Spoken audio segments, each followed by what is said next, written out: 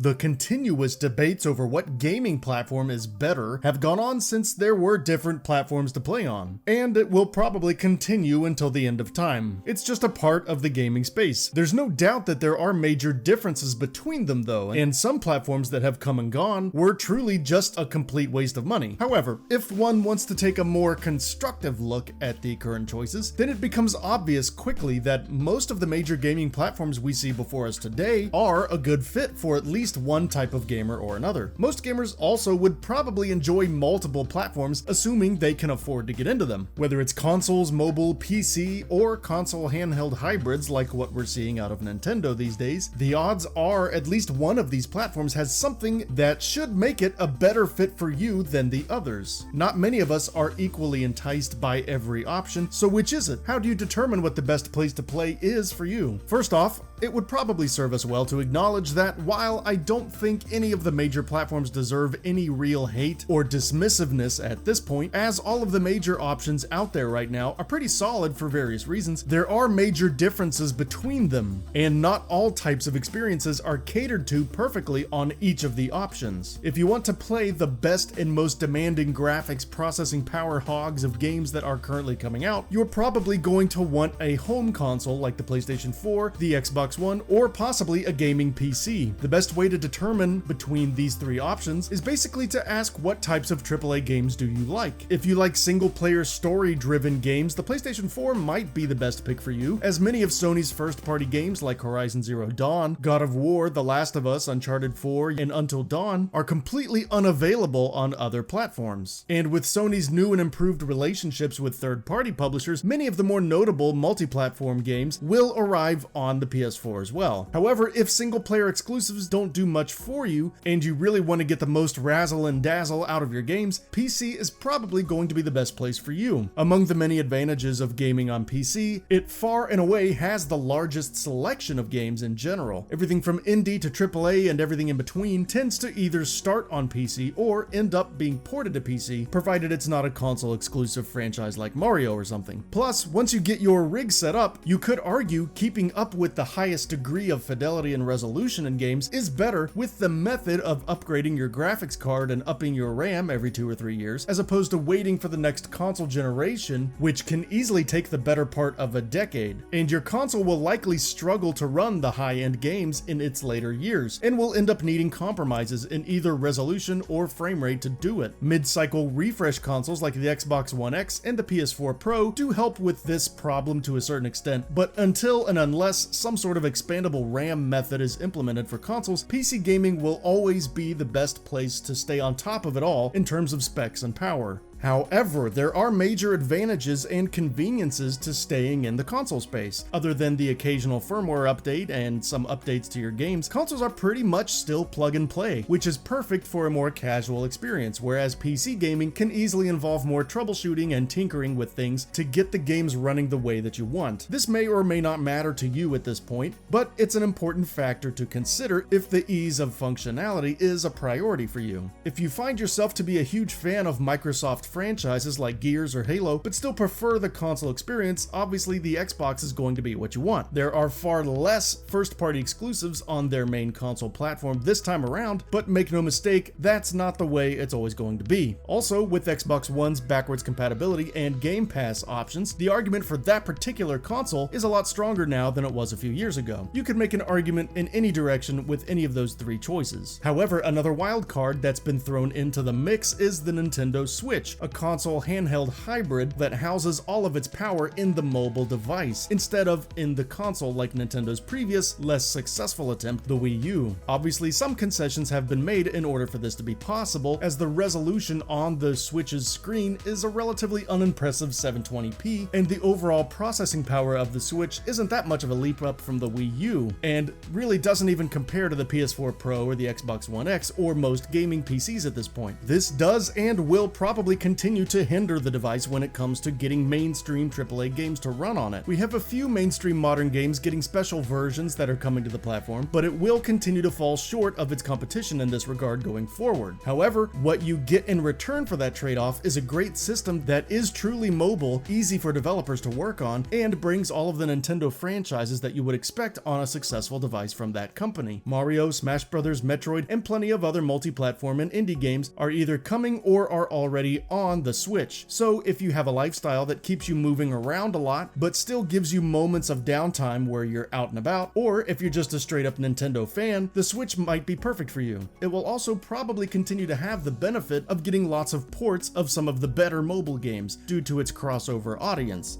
And it's also a lot newer than the home consoles it competes with, so the peak of the Nintendo Switch has yet to be seen. There is a lot to consider when choosing what platform is best for you. Mobility, processing power, and compatibility with the titles that are available are just some of the big factors. And the deeper you look into it, the more considerable variables you're going to probably come up with. But eventually, you do need to pull the trigger, and at this point in this generation, hopefully you have already at least once, because all of these platforms have great games available for them and certain aspects that make them more desirable than the other options. The fact that we have so many great options to choose from is a wonderful thing, despite how complicated it might make your gaming decisions. And even if you have already made your decision and currently enjoy your platform of choice, you may want to consider branching out again, and there's never been a better time to explore a new platform.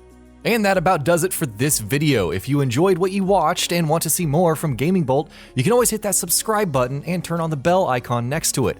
That way you will never miss any of our videos.